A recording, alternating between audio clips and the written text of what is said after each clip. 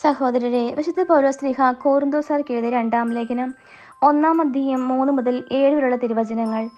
നമ്മുടെ കർത്താവായ യേശുക്രിസ്തുവിന്റെ ദൈവവും പിതാവും കരുണയുടെ പിതാവും സകല സമാശ്വാസത്തിന്റെയും ദൈവവുമായി വാഴ്ത്തപ്പെട്ടവനാകട്ടെ.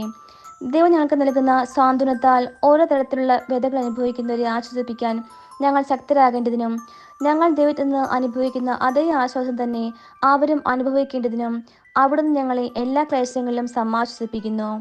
ക്രിസ്തുവിന്റെ സഹനങ്ങളിൽ ഞങ്ങൾ സമൃദ്ധമായി പങ്കുചേരുന്നത് പോലെ ക്രിസ്തുവിലൂടെ സമാശ്വാസത്തിലും ഞങ്ങൾ സമൃദ്ധമായി പങ്കുചേരുന്നു.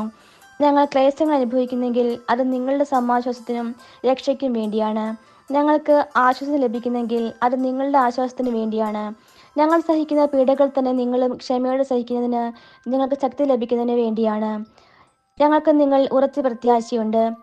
ഞങ്ങളുടെ ക്ലേശങ്ങളിൽ നിങ്ങൾ പങ്കുചേരുന്നത് പോലെ ഞങ്ങളുടെ സമാശ്വാസങ്ങളിലും നിങ്ങൾ പങ്കുചേരും എന്ന് ഞങ്ങൾക്കറിയാം.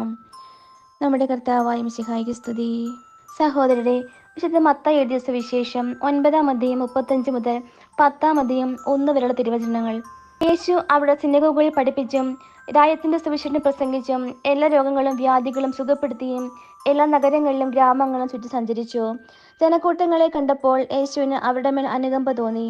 അവർ ഇടയിലില്ലാത്ത ആടുകളെ പോലെ പരിഭ്രാന്തരും നിസ്സഹായരുമായിരുന്നു. അവൻ ശിഷ്യന്മാരോട് പറഞ്ഞു, വിളവധികം, വേലക്കാരോ ചുരുക്കം. അതിനാൽ തന്റെ വിളഭൂമിയിലേക്ക് വേലക്കാരെ അയക്കാൻ വിളവിന്റെ നാഥനോട് നിങ്ങൾ പ്രാർത്ഥിക്കുവിൻ. അവൻ തന്റെ 12 ശിഷ്യന്മാരെ വിളിച്ച് അശുദ്ധാത്മാക്കളെ ബഹിഷ്കരിക്കാനും എല്ലാ രോഗങ്ങളും വ്യാധികളും സുഖപ്പെടുത്താനും അവർക്ക് അധികാരം നൽകി. നമ്മുടെ കർത്താവായ മിശിഹായ്ക്ക് സ്തുതി.